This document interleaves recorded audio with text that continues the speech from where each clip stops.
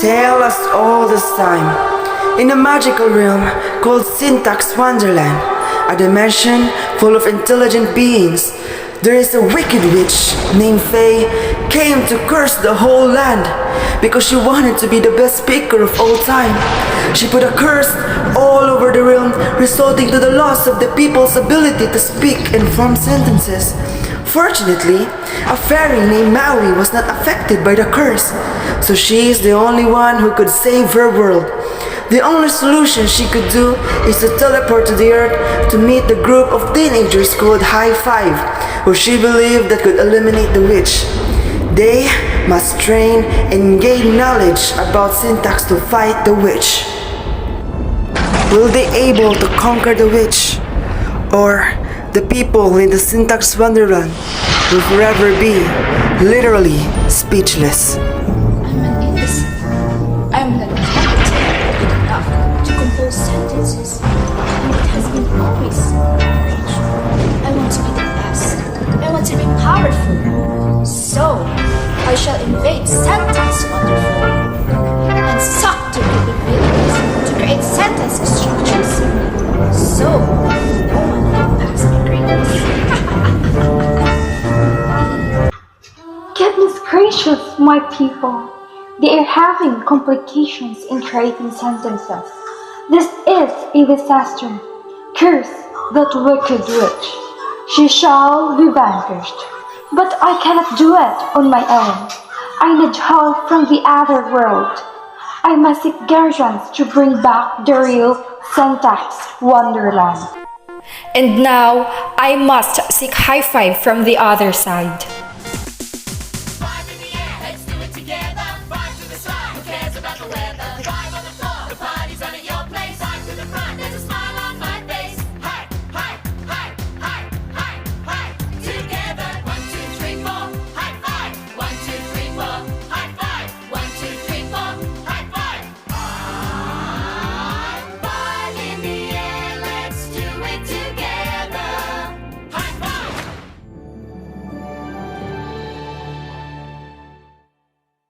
Here you all are. My world is in grave danger. What happened? My people are cursed by the wicked witch. The syntax world is no longer a syntax wonderland. My people cannot able to fix their grammar. Then we are here to save the world. Because nothing is impossible if you believe. But first, we should train. Let's discuss about syntax and learn more to fight the witch. Syntax and linguistic tree. Linguistic. As we all know, linguistic is the scientific study of language. Linguistic has 3 types. First, sounds of language, grammar, and meaning. In sounds of language, it has 2 types. We have phonetics and phonology, while in grammar, have 2 types, which are phonology and syntax. While sa meaning naman is semantics and pragmatics. But now, let's focus in syntax. Syntax is a branch of linguistics that studies the rule that govern the formation of sentences. Syntax is the study of sentence structure. In short, syntax is the way that words are put together to form phrases, clauses, and sentences. Pamaagi sini, it helps us understand how sentences work, the meanings behind the word order, structure, and punctuations. Categories. Categories refers to a group of linguistic items. There are 8 classes, or parts of speech that are commonly distinguished in English. These are nouns, determiners, pronouns, verbs, adjectives, adverb, prepositions, and conjunctions. Word-level categories are divided into 2. We have lexical words and functional words. Lexical words, these are open class words. As I have said, these are nouns, verbs, adjectives, and adverbs. While sa functional words, these are the close class words, like determiners, the auxiliary verbs, the prepositions, and the conjunctions. Lexical words is also called an open class words. These are nouns, verb, adjectives, and adverb. So now, kay maghatag na ko sa mga examples ng functional categories. So what are the functional categories? So first, we have the determiner. So nga naman ang mga words nga nabilong sa determiner. Okay, ang pinaka famous nga mga examples kay mo na ang kag this. So these words are commonly used sa pinakaunang nga parts ng sentence para ma-point out ang noun.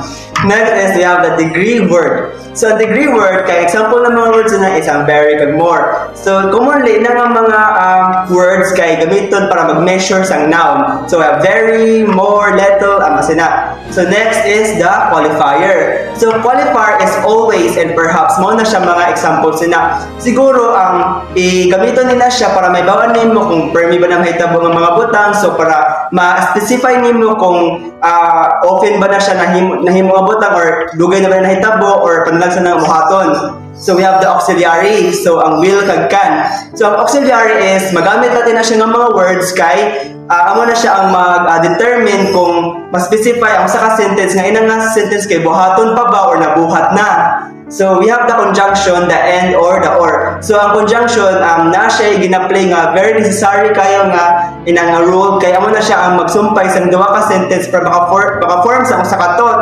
So we have the example kay ang and we have the or gamiton para mibawan nimo kung maghatag sa duha ka choices tag and para mapalaban nimo ang imong mga statements. And now, I will gonna give an example of a sentence that is composed of the lexical and functional categories. So, Julian will play the trumpet and the drums and the orchestra. So, Julian is the noun, will is the auxiliary, play is the verb, da is the determiner, the trumpet is the noun, and the and is the conjunction, da is then another determiner, drums is another noun, and in is a preposition, da is a determiner, orchestra is the noun. Syntactic units that are built around a certain word category are called phrases. The category of which is determined by the word category around which the phrase is built. So, I will give a simpler explanation. So, phrase is commonly composed of two or more words, and we will find out later. Now, I will gonna elaborate some phrasal categories. So, the most commonly recognized categories, first is what I mentioned, the noun phrase. Second is the verb phrase. So examples of verb phrase is study hard, play the guitar, and those words composed of verbs. Next is the prepositional phrase. Examples of prepositions again are in or above. So prepositional phrase is in the class or above the earth. Those are some examples. Next is the adjective phrase. It's very tall and quite certain. Those words composed of adjectives. O sa mga different symbols na ma-encounter ninyo throughout sa mga tree diagrams. And now, I will gonna explain about phrase structure rules.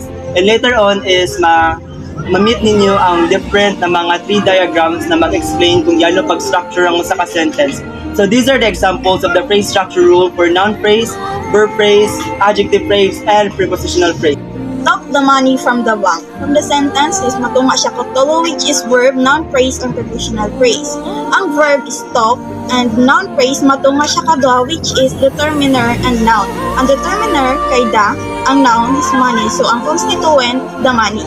Sa prepositional phrase, matunga siya kadua, which is preposition and noun phrase. Ang preposition is from. Ang noun phrase matunga siya kadua, which is determine and noun. Ang determiner is the, ang noun bank. Ang constituent the bank. All three passway in the word. Sa sentence matunga siya katulo, which is noun phrase, auxiliary, verb phrase. Ang noun phrase matunga na siya katulo, which is determine, adjective, and noun. Ang determine the, ang adjective all, ang noun three. Then auxiliary is past. Verb phrase natunga na siya kaduha, which is verb and prepositional phrase. Ang verb kay swayed. Prepositional phrase natunga na siya kaduha, which is preposition and noun phrase. Ang preposition is and. Ang noun phrase natunga na siya kaduha, determiner and noun. Ang determiner the, and the noun would. Structural ambiguity, in this case, ang constituent kay pwede magpuli-puli, pero may senses gihapon nga both phrase unlike uban nga sentences. Example, for sale in antique digs, suitable for lady with thick lips and large drawers. What does thick lips and large drawers refers to? The desk or the lady?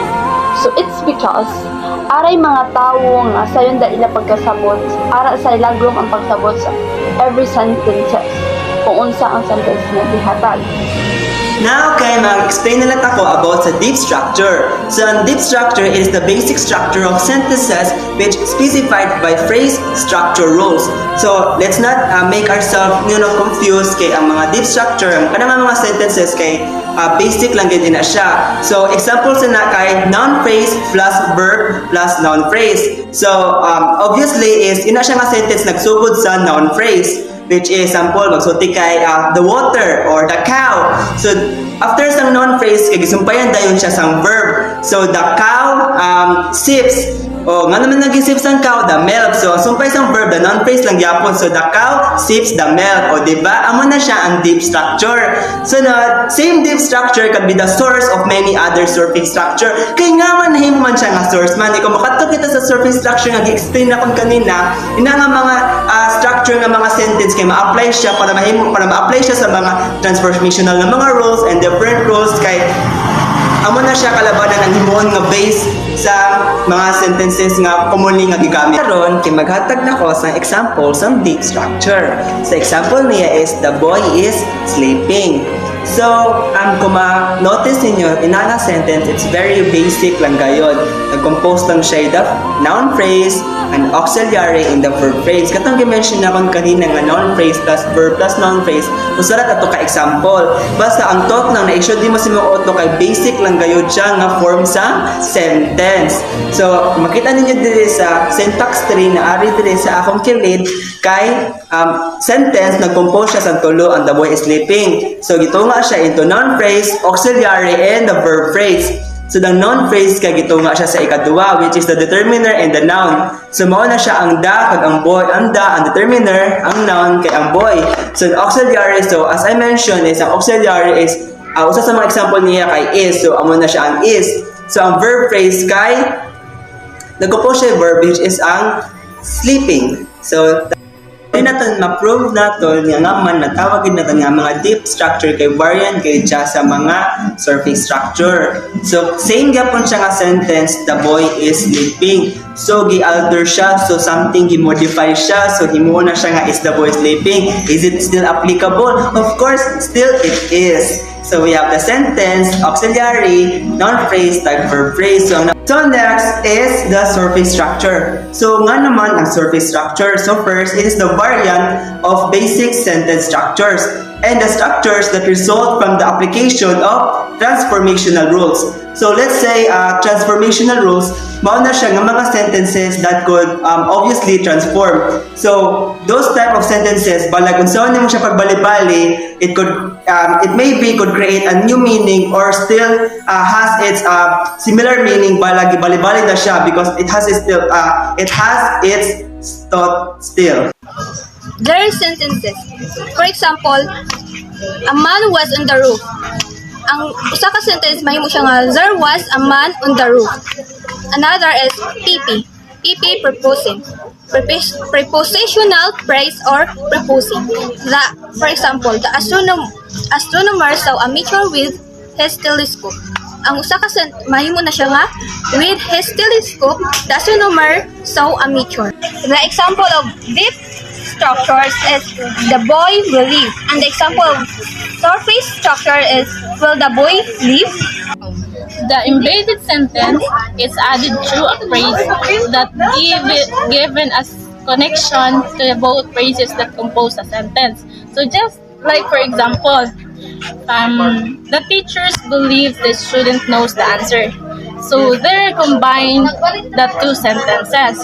So next is complementizer. The two phrases way present visible complementizer or complement phrase.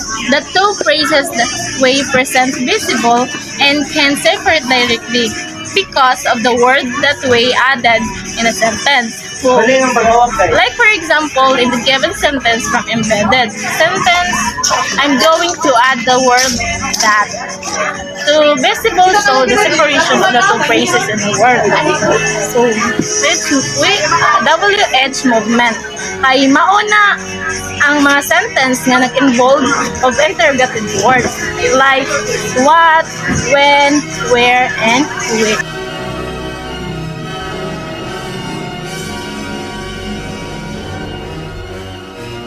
We are here to conquer you, witch.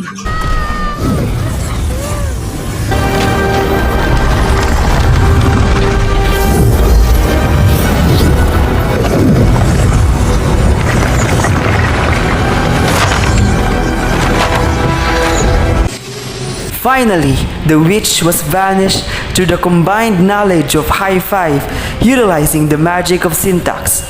Once again, High Five's victory was regained, and they live happily ever after.